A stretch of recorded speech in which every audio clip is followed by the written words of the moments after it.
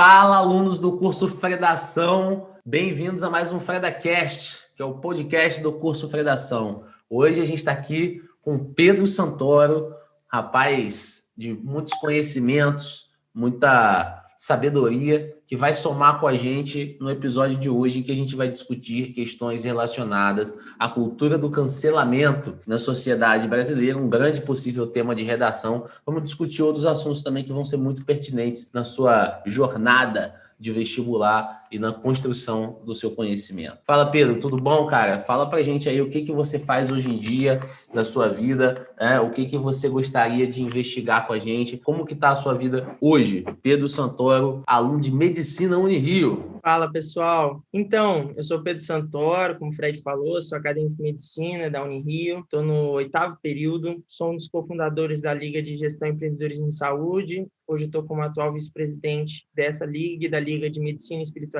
da Unirio, e estou no programa do HackMed, que é um programa para desenvolver empreendedorismo e inovação tecnológica na saúde, e participo também do podcast, HackMed Podcast, em que a gente entrevista grandes nomes da inovação em saúde, do empreendedorismo em saúde, médicos que inovaram nas suas carreiras. Essa questão do empreendedorismo na saúde é muito legal, né, cara? Porque eu entrevistei o médico Ian Ribeiro, que ele trabalha na telemedicina, né? No último podcast, é muito, muito interessante essa questão. E antes da gente entrar falando não só da cultura do cancelamento, a questão do empreendedorismo, ela acaba perpassando muito aí o seu trabalho, as coisas que você desenvolve. E eu queria te fazer uma pergunta nesse começo já, porque eu fico muito curioso. A carreira de médico não parece ser uma carreira em que as pessoas enxergam, não, é uma coisa quase filantrópica, é uma vocação, né? Você é chamado espiritualmente a fazer. Não parece que é uma coisa que as pessoas julgariam, talvez, que um lugar em que não cabe o empreendedorismo? Você vê algum estigma com relação a isso, ou você acha que a galera tem sido tranquila na faculdade? Não, é o cancelamento aí, né? Já começa sendo, o cara já entra sendo cancelado na sua visão? Como que a galera da medicina, para quem não sabe, Pedro Santoro também é ex-aluno, além de passar para a Unirio, fazer Unirio hoje em dia, passou para o UFRN também, chegou a ficar um tempo lá. Mas eu queria saber como que a galera enxerga esse papo do empreendedorismo aí no meio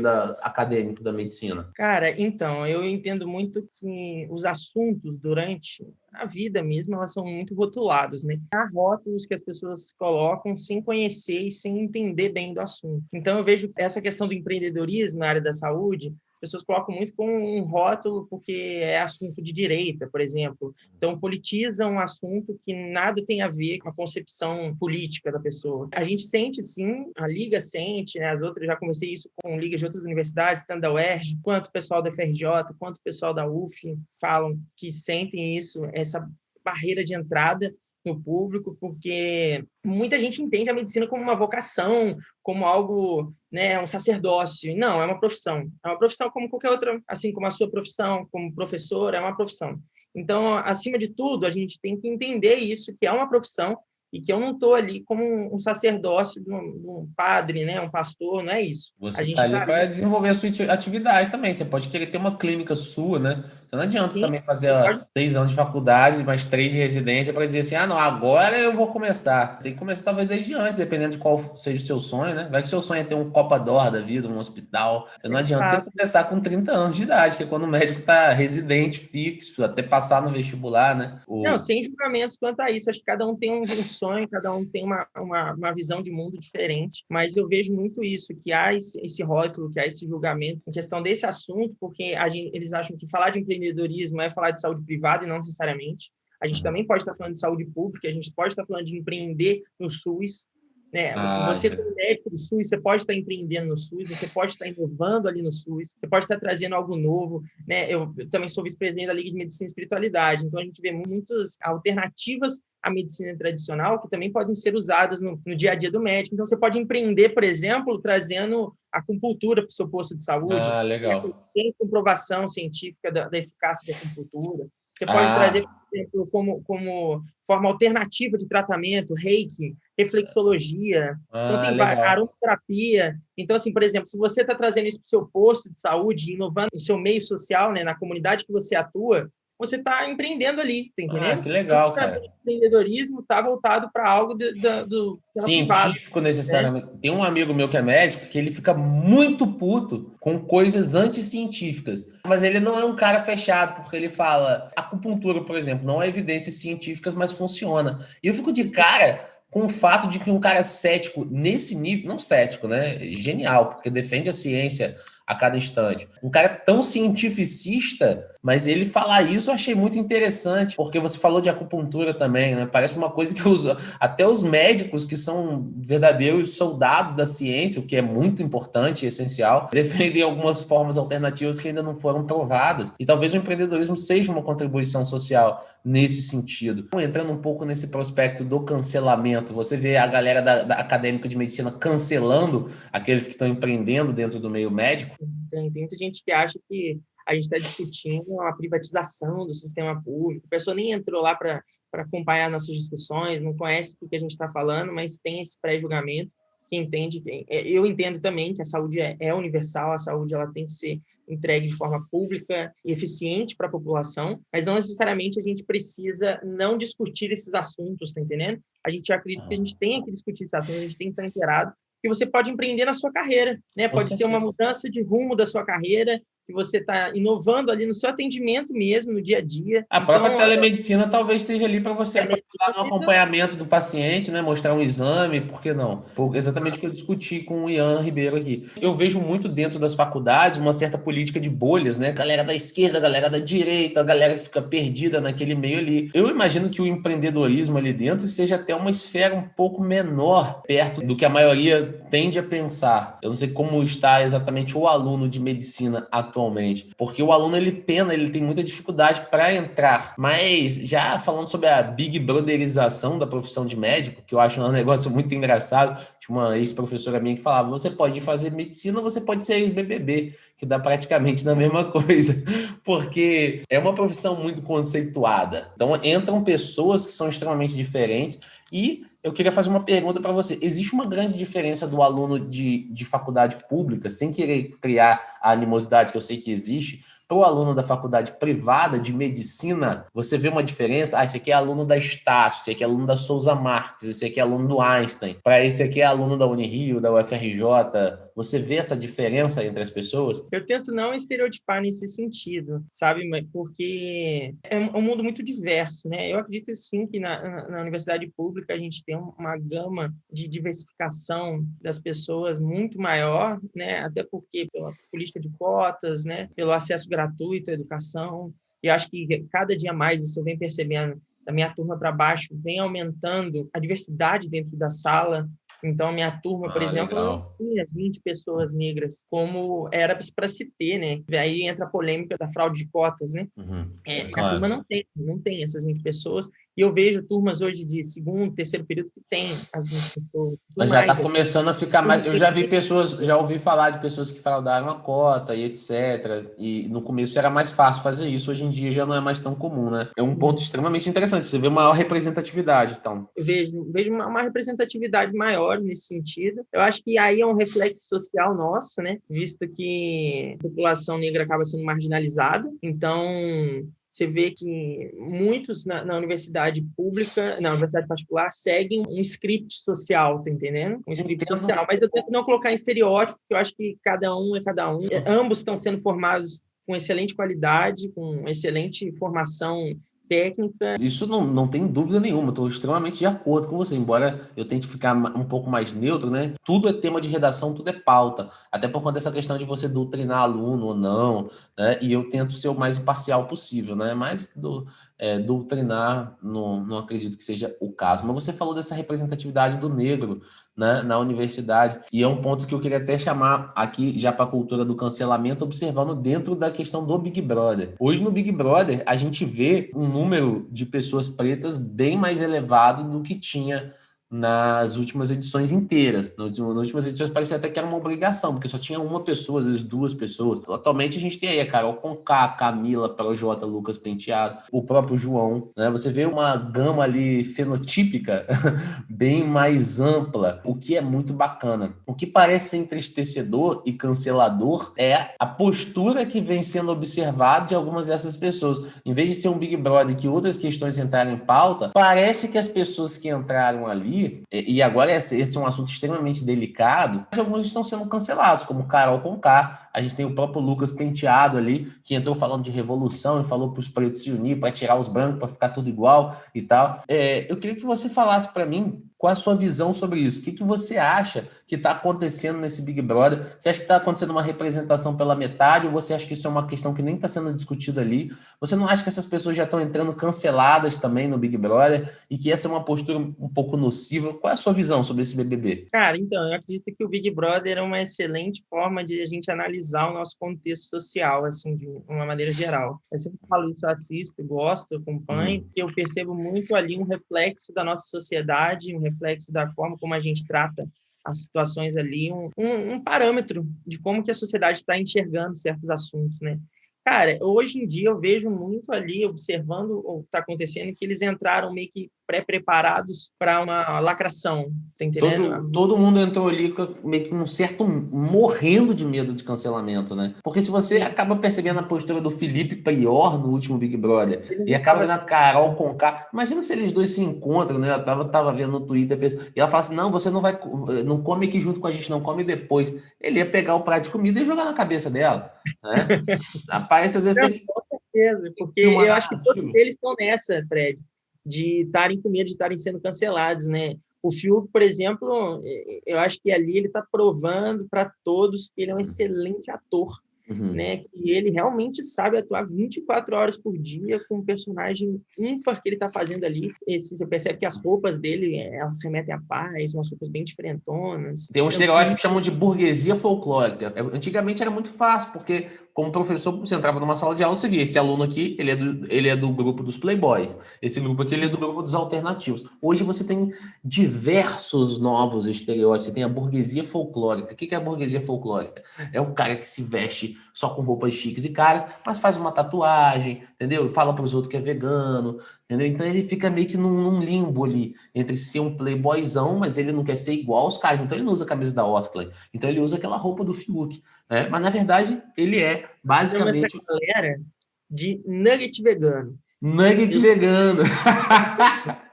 Eu Caraca. sou vegetariano, né?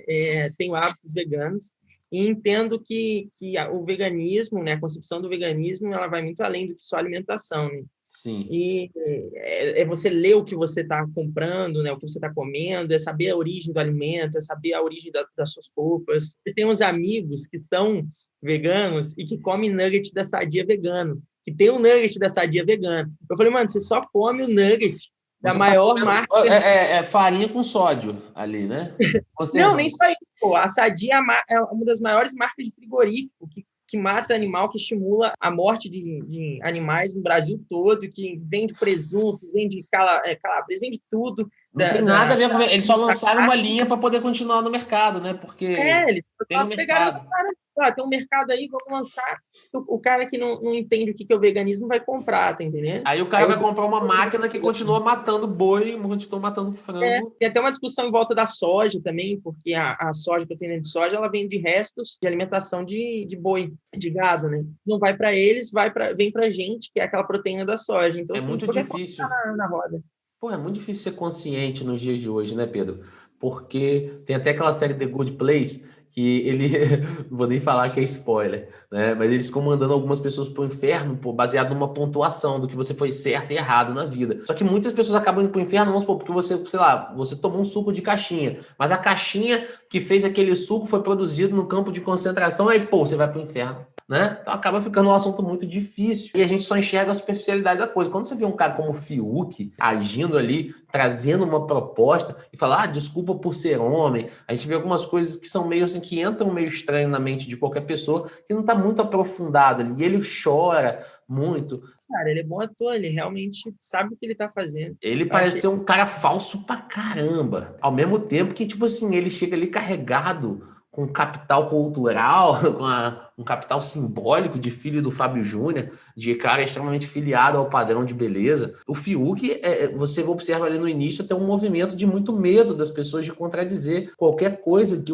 o Fiuk estivesse falando, as pessoas tinham medo dele. E ele foi que muito tem escroto com a Juliette, mas eu acho que agora ele tá regredindo um pouco a postura dele. Ele tá ficando mais na dele. As coisas estão mudando de rumo, porque as pessoas não estão mais simplesmente, não, aqui tá a pessoa tal, a Carol Conká é uma lacradora, vamos ficar todo mundo do lado dela. Por isso que eu acho que o Gil, ontem, ele teve um insight fantástico e acho que ele está entendendo o que está acontecendo ali muito melhor do que qualquer outro da casa. E acho que essa situação, eu acho que aquele início que a Lumena foi falar com o Caio, daquela situação da maquiagem e tudo mais, eu acho que o pessoal entendeu ali que agora ela era a favorita, tá entendendo? A Então, Lumena?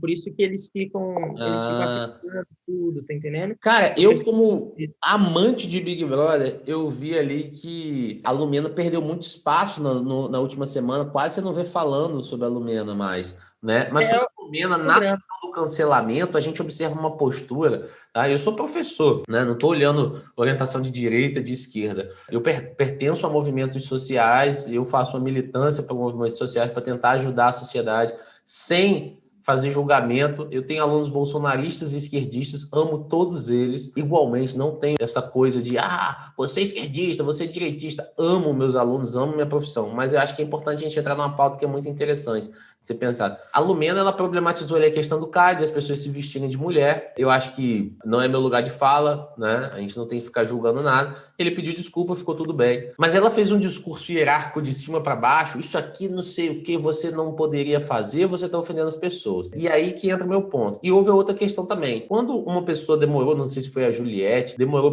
no raio-x, todo dia de manhã eles têm que fazer o raio-x, né? Falar lá um pouco sobre como tem sido para eles e tal. Ela falou, isso é muito sério, não sei. Ela fala em tom professoral. Eu odeio professor que fala em tom professoral com todo mundo na vida fora da sala de aula. Muitos médicos falam assim, como sempre, como se tivessem a verdade, e muitos professores, não estou me tirando dessa, não. Todo professor, muitos professores, né, falam com as outras pessoas em tom professoral, como se não tivessem nada a aprender. E ali eu vi justamente uma coisa que eu critico muito nos meus colegas, na Lumena, que é o tom professoral. É você falar de cima para baixo. Você não achou ali uma coisa assim que traz uma energia meio negativa? Ela não foi conversar com as pessoas, ela foi ensinar porque ela tá certa e acabou, né? Isso não parece uma pauta do cancelamento que separa as pessoas dos movimentos sociais, talvez? Eu acho que mais do que a mensagem, a forma como a mensagem ela é transmitida, ela é fundamental, assim, essencial, mais do que fundamental, é essencial na passagem da mensagem, né? E acho que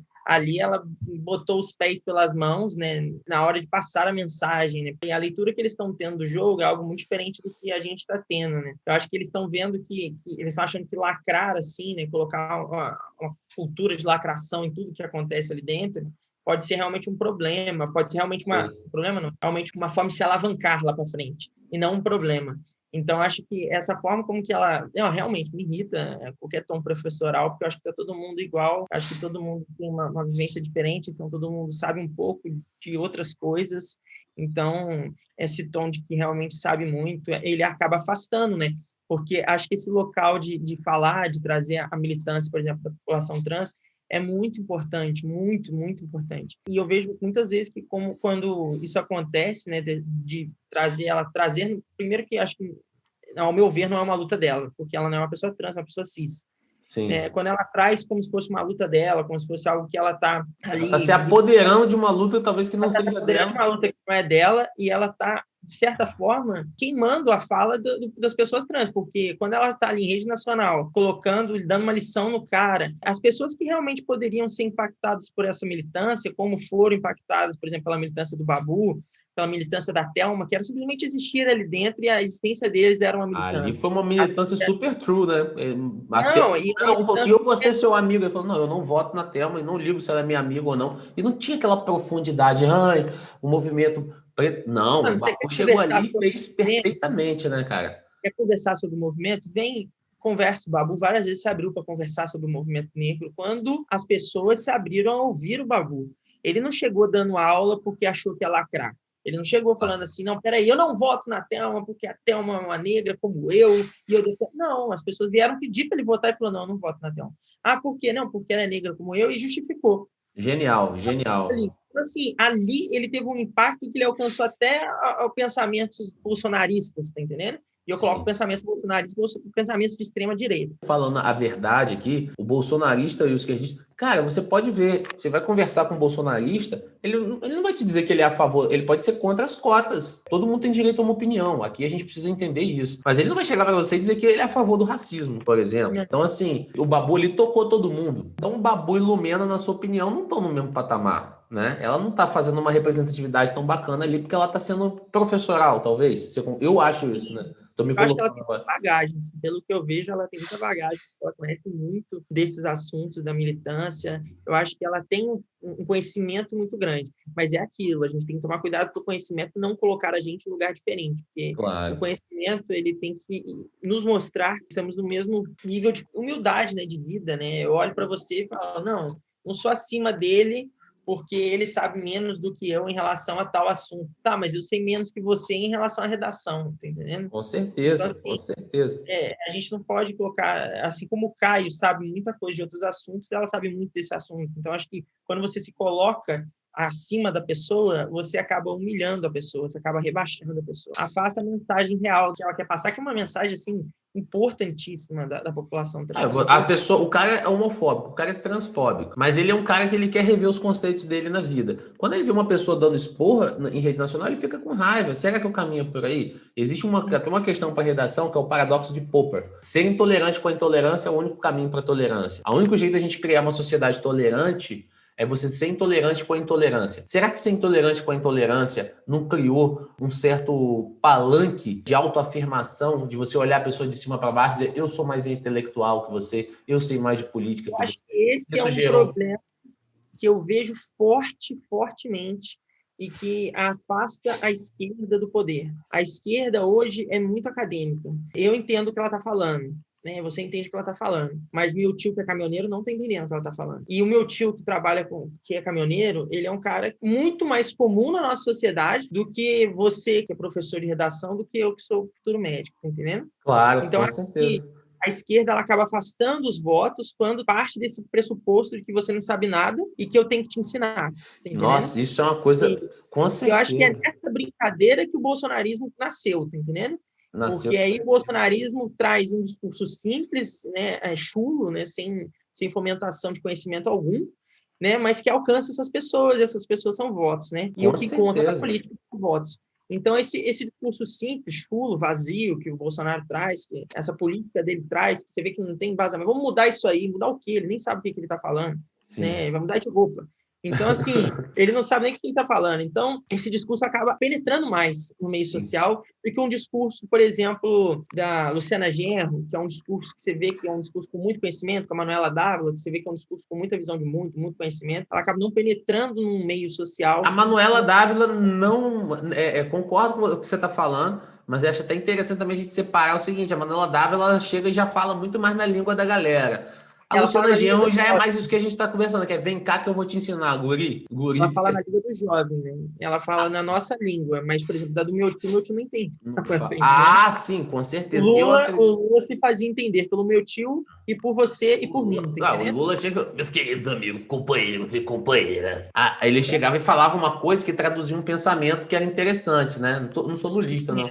Nem votei no Lula, só pra galera saber. Ele falava, porque a patroa no Brasil, ela não gosta de ver a empregada usando o mesmo perfume que ela. A patroa no Brasil não gosta de ver a empregada usando o mesmo perfume que ela. Isso é Gilberto Freire, é Casa Grande Senzala. Isso é preconceito social, isso é classismo que ele tá falando. A patroa não quer ver a empregada usando o mesmo perfume que ela. Isso tá carregado E de coisa que ele tá falando na língua do povo, entendeu? Todo ele mundo... trazia isso de uma forma que todos entendiam, né? Eu entendi dessa forma, como você falou, sobre classismo, sobre concepções sociais, né? Um negócio bem mais profundo. E meu tio entendeu que é porque a patroa não quer que a outra seja igual a ela. Mas, enfim, ressalvas políticas, né? Não vou entrar em méritos Eu do acho Lula, que... como Não, acho que o petista, mas cancelamento ele é importante nesse prospecto, porque é o seguinte, a gente vive num país de movimentos sociais, o aluno que vai escrever uma redação precisa entender quem é o povo brasileiro. E o povo brasileiro é o cara que é o seguinte, vou explicar para as pessoas entenderem.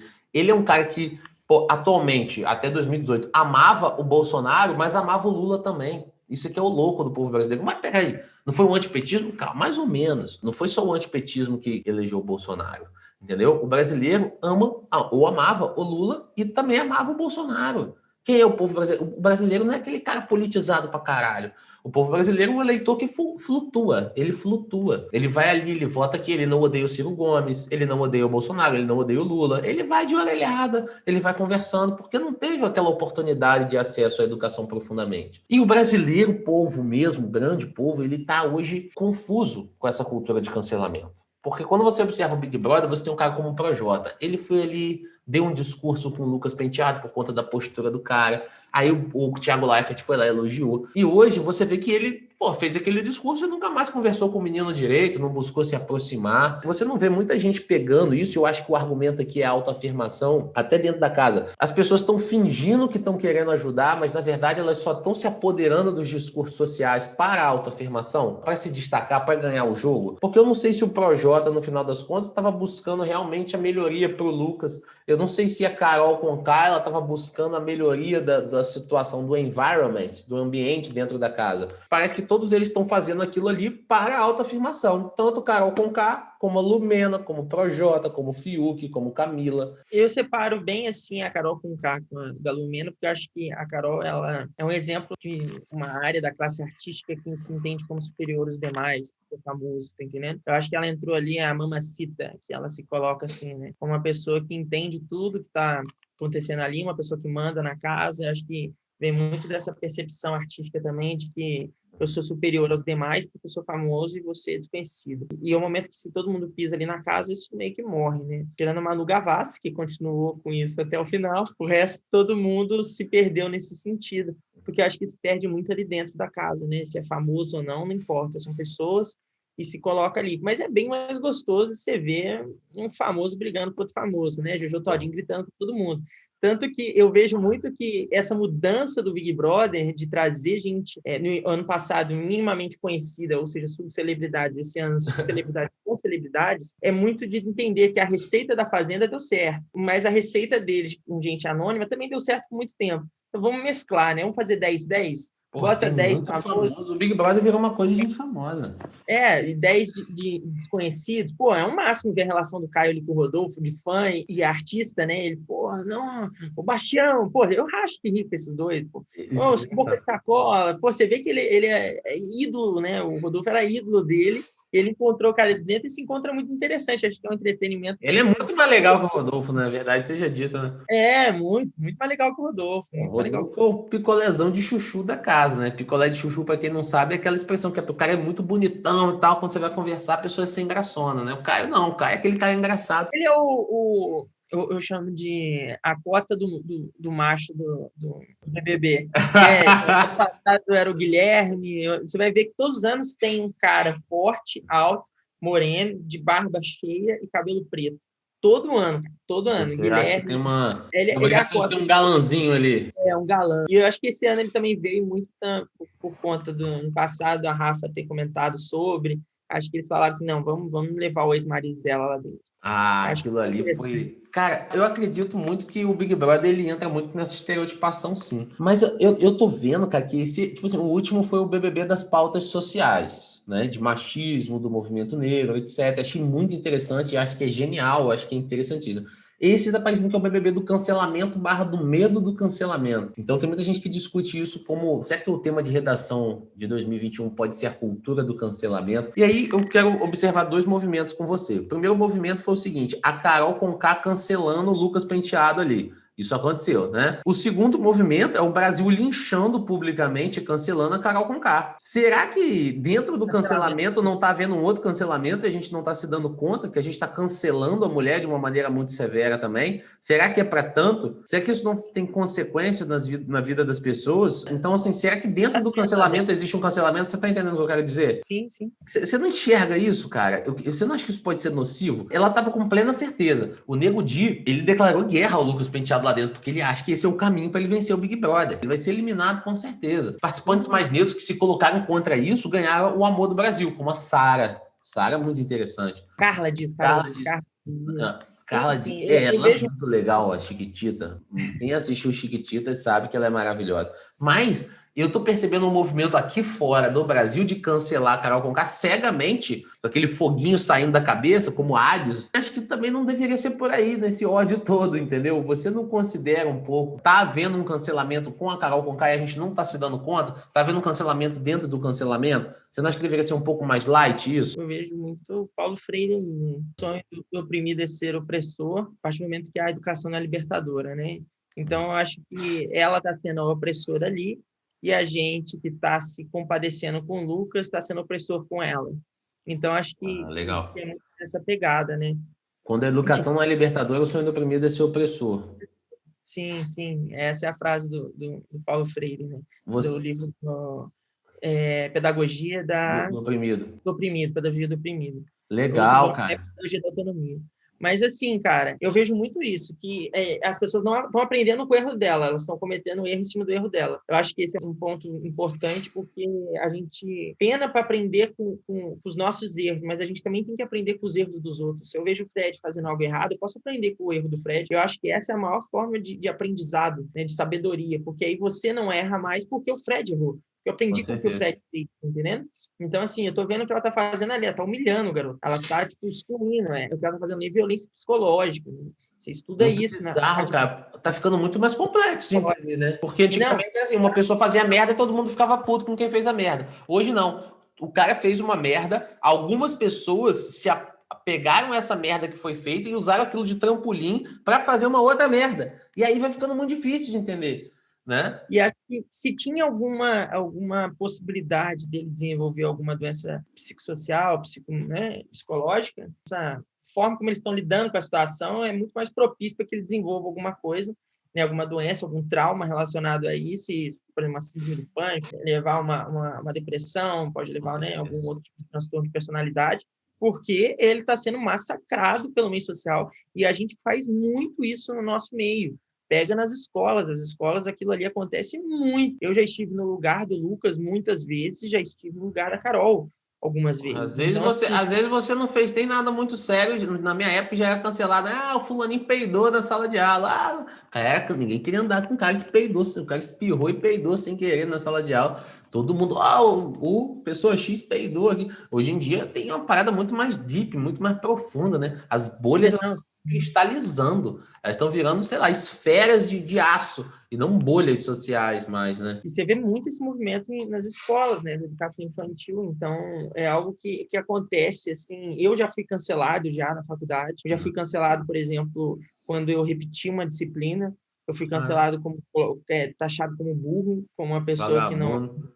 como vagabundo, e as pessoas não sabem o que está passando, né? Eu, por exemplo, estava passando por um momento que eu estava com depressão, por isso eu faço tratamento, comecei tratamento, e eu não estava conseguindo ir nas aulas, porque simplesmente a depressão deixa você acabado, você fica em Claro. casa, pô, eu não conseguia sair da cama, e estava passando por um momento muito complexo na minha vida, muito profundo, e fui, depois disso, taxado veementemente. As pessoas não queriam fazer grupo comigo, sabe? A minha outra turma que eu acabei caindo, a galera não queria fazer grupo, não falavam comigo, porque via como assim, pô, se eu me relacionar com aquele cara, eu vou ser visto aqui no meio como uma pessoa burra, sabe? Então, assim, Gente, o acho que cada médico é arrogante, hein? Uma grande porcentagem, sem querer generalizar. Mas você é observa um uma movimento de cultura que tem. arrogância, junto É com os uma professores. cultura que tem na medicina que eu vejo hoje, estando, né, nesses projetos da HackMed, a gente tem trocado bastante, e há 40 anos atrás, um médico poderia, sim, saber um pouco de tudo. Hoje é impossível um médico saber um pouco de tudo, é impossível. Nenhum médico sabe um pouco Tudo de se tudo. aprofundou muito, se ramificou muito.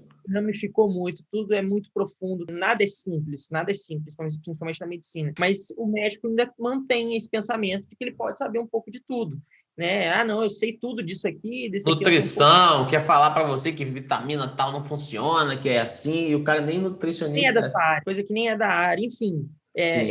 Tem esse movimento na medicina bem forte, e eu falo desse cancelamento, que é um cancelamento que não é na mídia, mas que é um cancelamento que me afetou praticamente psicologicamente muito forte. Faço psicólogo, acho que todo mundo deveria fazer, recomendo aqui, Pô, todo mundo com deveria fazer certeza. psicólogo. você não dá na psicóloga, entre na psicóloga, procura um psicólogo. Eu acho que psicólogo é que nem um namoro. Você começa, pô, deu certo, vai, se casa. Eu sou casado com minha psicóloga, eu falo isso para ela.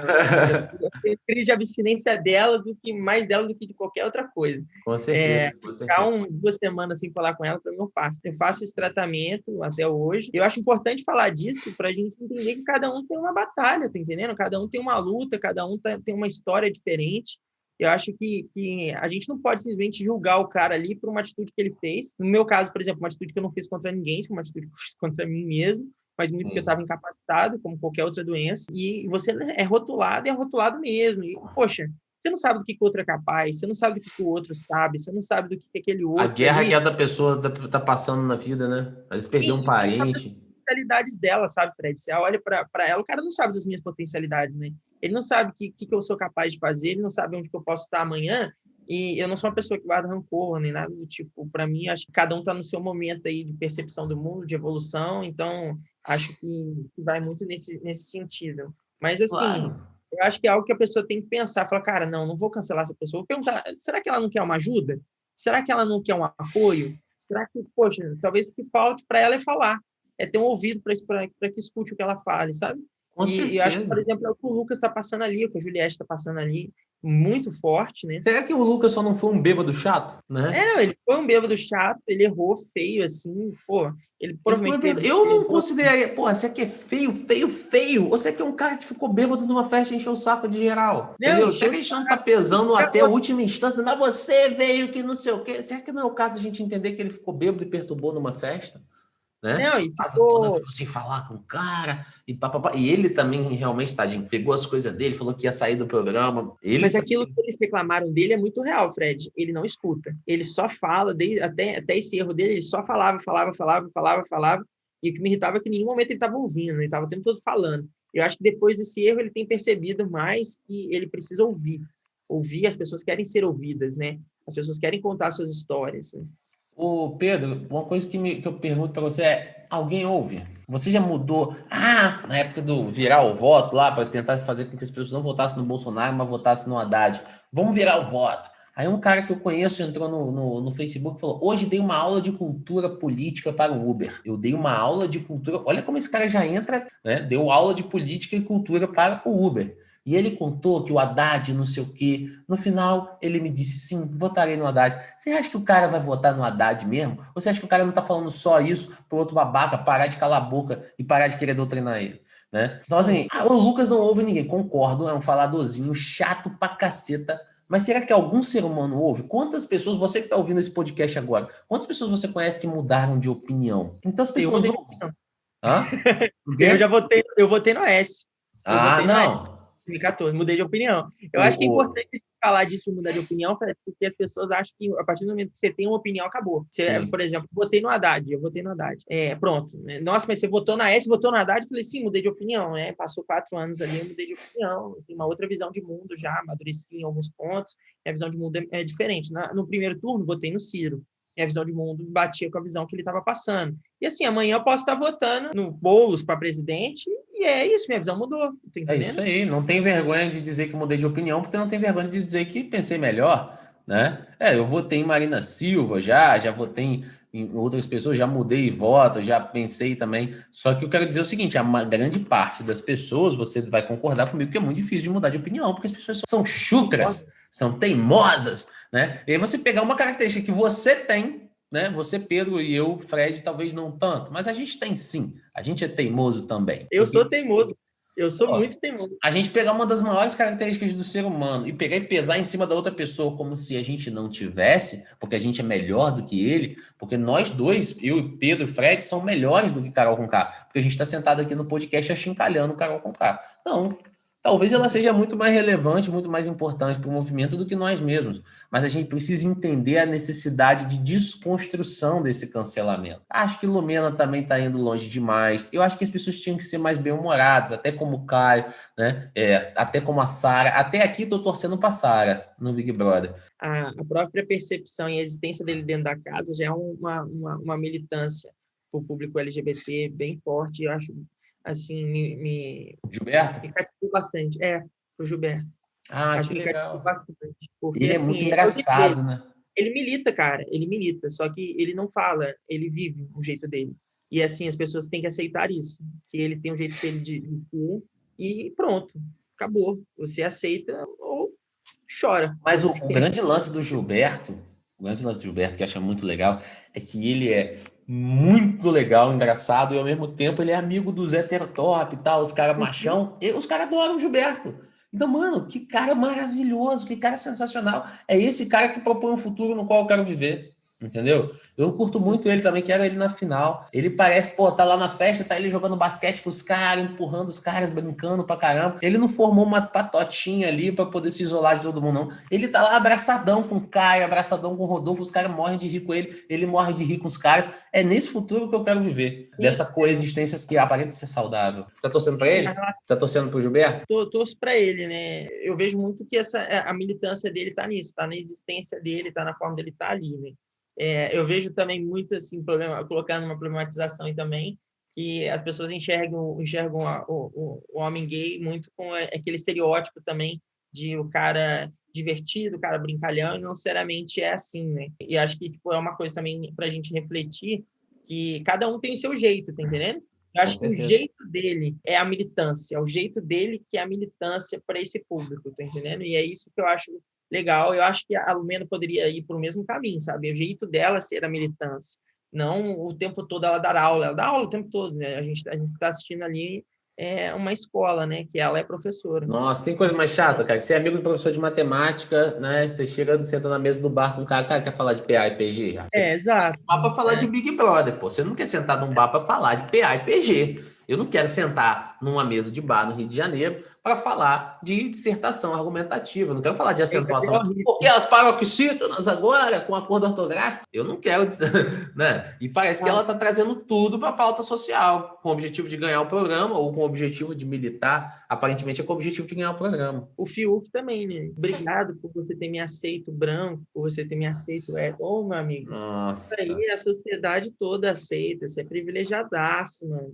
Você não precisa pedir para a pessoa te aceitar em relação a isso. Padrãozaço, né? Padrãozaço. Eu acho que assim, o futuro ele ainda guarda a desconstrução mais pacífica das pessoas que estão militando um pouco para que o movimento seja capilarizado e consiga aglutinar e trazer mais gente para a causa.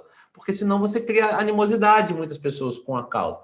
Entendeu? Ah, você pode ser de uma linha mais Martin Luther King, mais comedida, né? Mas vamos levar a paz para todo mundo, ou Malcolm X, que eu vou cortar a sua cabeça e acabou, né? Então, assim, talvez as pessoas estejam precisando de um pouco mais de moderação, de parcimônia, de equilíbrio nos movimentos sociais. Você não concorda nessa questão do cancelamento?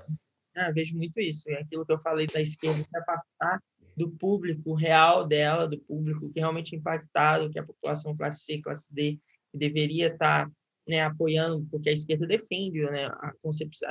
Eu acho que isso não é colocando aqui, acho que isso não é um assunto de esquerda, é um assunto de ser humano. De defender os direitos humanos deveria ser tanto pauta da esquerda quanto da direita, não só que a esquerda traz. Eu acho Claro. que chegar na população classe C e classe D, a gente precisa ter uma outra comunicação, uma outra fala, uma fala que não vem do meio acadêmico, uma fala que vem do povo.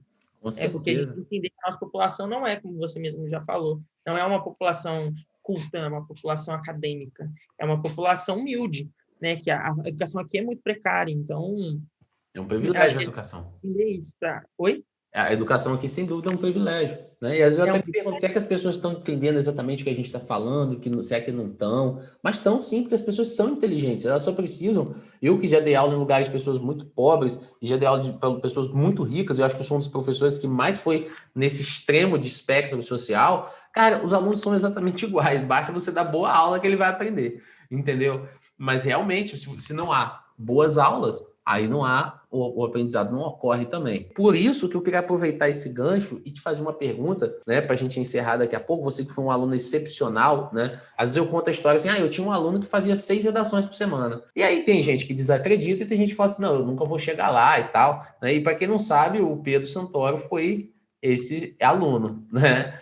Foi um cara que falou assim, eu vou fazer 5 por 6 redações por semana. Né? Então, todas as vezes que a gente iniciava a nossa aula particular, ele tinha 5/6 redações, e a aula dele era, em grande parte, se não predominantemente, a correção da redação depois que o conteúdo já tinha sido dado a ele. Cara, é genial, genial. Tá aí aprovado, médico basicamente já. Então, assim, é isso aí. A gente tem que perturbar o universo, correr atrás do que a gente quer. E você é um grande exemplo e, com certeza, uma grande inspiração para as pessoas que ouvem o nosso podcast. E eu queria que você trouxesse um pouco da sua jornada, que você me falasse o que passou pela sua cabeça, como que você alcançou isso, como que você falou assim, não, eu vou fazer 5 redações por semana, porque é meu fraco. Como que foi sua jornada ali no vestibular? Queria que você compartilhasse um pouco dessa experiência, porque essa jornada eu considero que é muito inspiradora para os alunos. Então, cara, eu sou do interior de São Paulo, né? Acho que eu não comentei isso, sou de Guaratinguetá, uma cidade do Vale do Paraíba. Eu fiz colégio técnico, eu sou técnico em eletroeletrônica, hoje em dia eletrotécnica lá no colégio técnico, mas é a mesma coisa. E no colégio técnico que eu fiz, o ensino médio era um pouco fraco. E quando eu saí de lá, eu decidi que eu sabia o que eu não queria seguir nessa área do técnico. Então, eu vim para o Rio, porque meu pai é daqui do Rio, fiz um ano no PH em 2014, fiz um ano de cursinho lá e fiz o tradicional do PH. Eu acho que aquele ano foi muito importante para me nivelar para o básico assim, do ensino médio, tá entendendo? Aquele ano eu fiz, acho que 730 no Enem, de média geral, né, sem peso, se eu não me engano. E, assim, me nivelou para, tipo assim, olha, ano que vem talvez dê para você concorrer a uma vaga em medicina, né? Aí, em 2015, eu conheci, final de 2014, eu conheci o curso do Alcides, que é o curso Mini. Estava começando, né? Tinha acabado de mudar o nome, era curso do professor Alcides. Aí tinha acabado de virar curso Mini. Então a gente A entrou. lenda do Baionato Carioca, curso mini, né? Absurdamente grande. Eles tinham acabado de criar, na época tinha só aula do Alcides e do Bruno, Malísia, e logo entrou, naquele ano, foi o primeiro ano do Gabriel Ritter, vulgo irmão do Fred, e o Léo Gomes, os dois tinham acabado de entrar, eu fui a primeira turma deles no curso mínimo, ambos tinham saído do PH, né? E tinham ido para lá, se eu não me engano, o Léo saiu do PH Foi. também. Léo saiu. Do AZ. Léo saiu do PH e virou coordenador do DAZ. Depois acho que aí ele saiu do DAZ e foi pro Mini. Acho que ficou só no Mini, mas acho que ele ficou dividindo o AZ e Mini um tempo. Não tenho certeza disso, não. Ah, foda-se o Léo Gomes. Tô brincando, Léo Gomes é professorzaço aí do Descomplica, né? Não, ele é sensacional. Ele é Quem não conhece sensacional. sabe que E é assim, foda. ali eu tive essas 4 disciplinas, só o que tinha no Mini. E eu falei, cara, preciso fazer as demais, né? O Enem não são 4 disciplinas, ainda tem a redação. Aí eu falei assim, pô, vou procurar português, história e geografia. Aí fiz português, história e geografia no PH. Mas eu sempre tive uma facilidade com humanas, e principalmente com a parte de história, geografia e literatura. Então, assim, esse sempre foi o meu forte nas provas, tanto que eu fiquei muito perto de gabaritar a parte de ciências humanas no Enem, porque era o meu forte. Então, eu falei assim, cara, eu vou dar um foco maior, porque eu sou muito fraco em biologia, sou muito fraco em química, eu preciso, tipo assim, dar um up nisso. E eu precisava de uma nota alta na redação. Eu já tinha tido um professor de redação no ano anterior, não conseguiu me ajudar muito. Eu falei, cara, fui falar com o Alcide. Alcide, você conhece algum professor de redação? E aí o Alcide falou assim, cara, eu conheço muitos, mas não sei quem te indicar. Ele indicou uma professora, não cheguei a ter aula com ela. Aí eu falei com o Rito falou assim, tem uma pessoa aí que pode te ajudar. Eu conheço, eu ouvi falar, o cara parece ser bom. Eu falei, quem que é? Gabriel, ele falou, o Fred. Eu falei, Fred, o que é? Fred Rito. Eu falei, nossa, seu irmão, ele é meu irmão. Passou seu contato, a Cara, gente é começou. impressionante, porque tipo, qual é a chance de dois irmãos serem professores, um de português e redação, outro de matemática, e os dois serem bons? É o que aconteceu É, na minha família, entendeu? Eu ia ficar com muita dúvida também. aí eu falei assim, não é possível. Será que o cara é bom que nem o Gabriel? O Gabriel é sensacional. Eu falei assim, será que o cara é bom? Bora. Aí cheguei lá, falei assim, eu fazia uma aula, né, na semana com o Fred. Aí eu falei assim, não, ele é bom mesmo, acho que eu quero 2 aulas. Aí eu comecei a fazer 2 aulas na semana com o Fred. Aí eu dobrei a aula, ficou, tipo assim, 2 horas de aula. Aí eu falei, mano, não vou dar bobeira, eu tô com um cara bom, como professor particular ainda, que, tipo assim, isso é um baita ganho, né? Quem estuda em turma grande sabe a dificuldade de estar numa turma grande, não ter atenção, o professor não saber suas dificuldades. O Fred sabia exatamente os meus problemas, minhas falhas, e, tipo assim, eu falei, cara, vou aproveitar isso ao máximo. E aí, quando foi meio do ano para frente, a gente intensificou as aulas, né? Eu perturbava o Fred, eu falei, cara, não faz sentido o Fred chegar aqui para ficar 2 horas comigo e corrigir 2 redações. Isso aí eu não posso fazer de forma alguma, nem com o tempo dele, nem com o meu tempo, tá entendendo? Nem com o meu financeiro. Tem que ser no mínimo 5 redações para o Fred corrigir, tá entendendo? Porque se é para ficar aqui 2 horas direto, 2 redações é muito pouco. Tem que ser no mínimo 5, 6, umas 3 por hora. Você estava escrevendo livros ali, né? À mão. Não, Né? eu tenho um bolo. 6, 5, 6 redações. Você tem um bolo de redação? Cara, depois eu quero ter acesso, cara. Eu vou digitalizar alguns e vou botar de redação exemplar para a galera. Cara, Ele está na casa do meu pai, cara. Tem que ver se ele manteve lá, porque eu tinha muita prova antiga, porque eu não fazia simulado, né?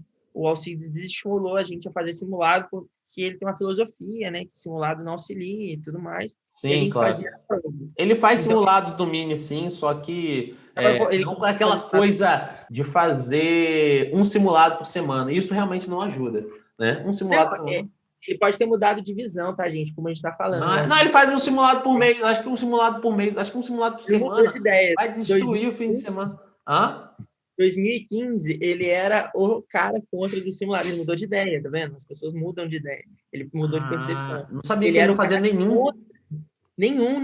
Mas o Alcides, ele pode ser que faça contra gosto, entendeu? Eu não sei, eu não conversei com ele sobre se ele é a favor ou contra o simulado hoje em dia. Eu sei que o Mini faz, porque o Mini cresceu muito, então acho que é uma demanda dos alunos, né? Mas o aluno nem sempre sabe o que é bom para ele. O Alcides é brabo. Para quem não sabe, o Alcides é um professor de química que passou para medicina. Ele foi fazer o vestibular de sacanagem recentemente, né?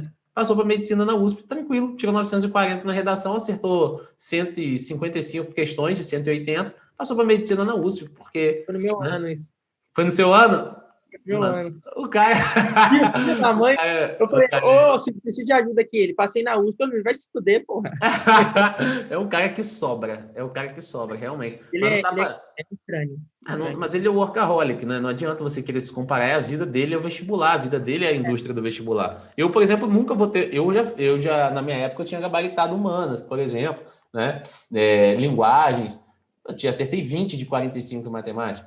O negócio é o seguinte... Não dá para você... do Gabriel. Porra, seria perfeito. Só que, poxa, o Alcides passou para medicina, eu nunca vou passar para medicina. Eu passei para as federais, passei para direito na UERJ, passei para relações internacionais na FRJ, na época era concorrido, hoje em dia. Mas eu sou músico também, entendeu? E eles não são. E aí? Né? Para quem quiser saber, o Coronel Pagola tá no Spotify também, com música. Mas então, assim, cada um com o desenvolvimento dos seus talentos pessoais, né? Como dizem os próprios filósofos modernos, que a gente vai discutir aqui em outro podcast, né? Mas, enfim, a sua jornada é espetacular. Eu queria que isso servisse de conteúdo, né? De conhecimento para os alunos, porque é uma coisa espetacular, uma coisa que eu vi poucas vezes como professor, né? Eu trabalho com redação desde 2010, cara. É muito tempo. Já são 11 anos. Cara, eu te falo, assim, que a minha principal dica, assim, ou percepção, né, que eu tive foi que eu passei... Quando eu tive convicção que ia passar, eu fazia essa quantidade de redação, o Fred entregava em torno de 5, 6 redações por semana, eu sentava, colocava assim, vou fazer essa redação em 45 minutos, colocava o cronômetro e fazia. Então, tipo assim, durante um tempo ou outro, eu tinha que fazer, né? Decorava as fórmulas dele de redação, que, porra, são, assim, sensacionais, né? Até hoje. Olhos de Capitu e Mito da Esfinge. Porra, a gente trazia os modelos de redação, cara, tem que ser, porque excelente, a sua memória é muito boa, né, cara? O modelo de redação ali para ajudar, principalmente o aluno que tem a mente de exatas, é essencial, né? Tem muito professor que fala, eu sou contra modelos e tal, mas as pessoas têm que seguir no caminho delas, cara. Que perfeito. E para mim, o lance do modelo, Fred, foi assim, foi um tiro certeiro, saca? Porque eu precisava do modelo, principalmente porque minha cabeça era muito de exatas, né? Então, eu tinha muita facilidade. Você chegou a comentar, cara, eu lembro até hoje, uma das coisas que mais me assustaram foi que você falou que fazia prova de matemática, tipo, as 45 questões em, tipo, 2 horas e pouco, 1h50. Não foi isso, não? Fazia, porque acontece. Eu fiz o colégio técnico, como eu falei para tu, era um colégio técnico muito bom, enquanto o ensino médio era fraco. E lá a gente fazia muita conta, era o dia inteiro, número. Então, quando chegou na prova de matemática, eu conseguia fazer várias contas de cabeça, de física. Por exemplo, o cálculo de resistência, de circuito de resistência, eu fazia só com o olhar. Eu via e fazia de cabeça. Sim. Mas é por causa do tempo do colégio técnico, tá entendendo? E isso é muito específico meu. Porque você não sabe, mas hoje o aluno pena muito na prova de matemática. Ele fica muito tempo falando, gente, tem aluno do mim fazendo em 1h51 minutos, 1h50 minutos. Só que não dava. Cronometrava tudo, cara, cronometrava tudo. Mas eu tive, isso que eu ia falar, falar, quando eu estava nessa época, que eu estava fazendo essas redações com o Fred, e eu comecei a fazer várias provas de particular, eu ia fazer a prova com a certeza que eu ia passar, mas não no sentido de arrogância. Eu acho que aí é uma linha tênue entre a arrogância e a autoconfiança. Então, assim, eu ia numa concepção de autoconfiança, de, assim, fiz tudo o que eu podia fazer, mais que o Pedro não era capaz de fazer. O Pedro não tinha tempo viável, o meu dia só tem 24 horas, não tinha como fazer isso de outra forma, da forma como eu fiz, entendeu? Então, eu dei meu melhor, entreguei tudo que eu tinha, tudo que eu podia fazer, eram 6 redações. Né? Você acha que eu não cheguei na prova do Enem pensando, podia ter feito 10, né? Mano, não dava. Pensamento horrível, Não dava, claro. tá entendendo? Então, assim, Você até já está consciência. no top dos top dos top, relaxa, pode ficar tranquilo. Nenhum aluno até Não, hoje mas eu tem ficava com vocês por isso, semana, nem fica, né? Eu falo porque as pessoas têm esse pensamento de cobrança. Mas, assim, é ser autoconfiante, chegar lá e falar, fiz tudo que eu podia fazer e vou passar, eu vou passar. E tanto que eu lembro que naquele período, nesse período que eu peguei esse pensamento e botei na cabeça, eu fiz prova para Vassouras, para FMP, para Unigran Rio 2 vezes, né? Meio do ano e final do ano. Fiz prova para o UERJ, o Enem e a Unicamp. Eu só não passei na Unicamp e na UERJ, na segunda fase, eu fiquei por pouco. Todas as outras eu passei. Porque eu chegava na prova com a certeza que eu ia passar, tá entendendo? Eu legal. chegava... Bem posicionado, né? Não, sim, eu sei o que eu estou fazendo, eu sei o que é a minha função aqui, tá entendendo? Eu sei, Não, hoje tô eu dizendo faço... que você foi bem ranqueado nos outros, né? Também na Petrópolis, né? Ficava em boas Não, colocações. fiquei bem colocado. Na Unigran Rio, eu fiquei em 10º lugar. Não, Ah, 10º não, em 7º lugar na vez na última que eu fiz, e eu passei uma errada pro gabarito. Se eu não tivesse ah, passado essa errada, eu estaria, tipo, mais para frente. Mas, enfim, cara, não, é, nada tira o brilho, mano. Você tá na Universidade Federal, tipo assim, crianças, já estamos no paraíso, entendeu? Fredola já tá não, milionário com redação, Pedro já tá no caminho de ser médico, vai ser empreendedor da medicina. Meu irmão, o assim, nome disso é espero. zerar a vida. Não, tem muita coisa ainda, e a faculdade é um parto, né? É uma coisa que a gente tem que desmistificar isso.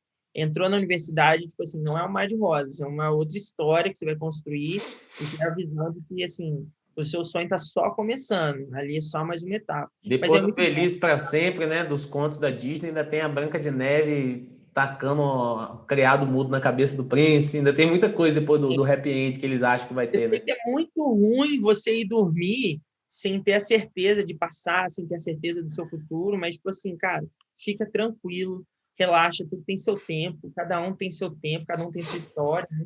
Com E eu vejo certeza. muito assim, eu entendo que hoje, por exemplo, eu vou dormir, eu tenho certeza que eu vou me formar, né?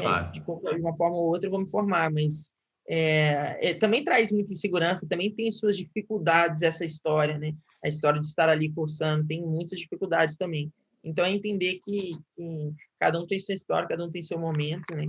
Pô, que legal, É, Pedro. Cara, que legal. Cara, a gente vai chegando no final aqui da nossa entrevista, mas caraca, você é um poço de conhecimento, você é um cara que sabe muito, é um exemplo de ex-aluno, porque eu já mencionei muito você para alguns outros alunos que vieram depois e eles ficavam putos e diziam que era mentira, e tá aqui a prova. Olha aqui um dos meus alunos, né? O aluno que mais fez era 6 redações, 5 redações por semana. Uma experiência de vida, não é só para mim, não tô falando só para você, não, experiência de vida para mim, né? Ver o empenho, você vê a energia vital de uma pessoa completamente empenhada no sentido do sonho dela, é revitalizador e é marcante, né? Muito mais do que um aluno, um amigo, né? Pedro Santoro. Pedro, brigadaço por você vir aqui no podcast. Com certeza as pessoas vão gostar muito da sua história, de tudo aquilo que você trouxe pra gente. Manda um abraço pra galera aí. Se você quiser pedir para as pessoas seguirem alguma página, você pode falar também, tá? muito agradecido, Fred, muito lisonjeado pelas suas palavras, de verdade. Para mim, isso é muito importante também. E agradecer o pessoal que escutou até aqui, valeu mesmo. Fico feliz, né, de vocês estarem acompanhando. Eu tenho certeza que vocês estão em boas mãos, que o Fred faz um trabalho sensacional. E falo porque eu passei tranquilo, fazendo a redação com segurança, fazendo a redação sossegado. Para mim não era um problema a prova de redação. Para mim a treta era química, era biologia. A redação eu falava assim, não, isso aqui é de boa, porque a Mas confiança que ele foi me passando durante o nosso curso, né, foi assim sensacional. E fiquem tranquilos quanto a isso, gente. e você está participando de alguma página atualmente? Como é que tá isso? Então, eu faço parte do HackMed Podcast. O HackMed é uma empresa, uma startup que está começando na área da saúde, que traz concepções de empreendedorismo, inovação em saúde para tanto estudantes quanto para médicos e outros profissionais da área. A gente tem um podcast que está rolando no Spotify, chama HackMed Podcast. Eu estou auxiliando nesse podcast e hoje sou aluno deles, né, do curso do Health Innovation Program, que a gente está estruturando ideias para inovação na área da saúde. Então, quem quiser ouvir os podcasts, essa semana foi com o Léo Metsavá, que foi fundador da Osklen, da Biocinética e do Instituto Brasil de Tecnologia e Saúde. Então, assim, ele é um cara referência nacional aí na área dele, de ortopedia, e, pô, como que um médico, um empreendedor, um dos fundadores da Osklen, né? Então, acho que é bem interessante. Osklen, você está falando, é a marca de roupa, não? Marca de roupa. Que isso? A Osklen? Ele é um dos fundadores da... Caralho, que chique, hein? Muito Dois legal. médicos, Oscar Metsavá e Léo Metsavá, são os dois fundadores da Osklen. Que foda. E Osklen, que é Oscar e Leonardo. Ele conta essa história o nome lá. devia ser Osklen, né? Mas todo mundo chama de Osklen hoje em dia, né? Tem essas duas formas de pronunciar. Enfim, dá uma olhada legal. lá, tá bem legal o podcast, tá bem interessante. É HackMed que chama? É HackMed Podcast. Como que se pronuncia? HackMed, HackMed. HackMed, no Spotify. Perfeito, Pedro. Ó, brigadão. Segue no Instagram lá, é Pedro H. Santoro, @PedroH. Pedro H. Santoro. Muito conteúdo maneiro que você posta nos stories, eu acho muito bacana. Você está sempre trazendo alguma pauta, acho isso muito legal, né? Enfim, ó, é isso, alunos do curso Fredação. Vejo vocês no próximo FredaCast. Beijo para todos. Tamo junto. Tchau.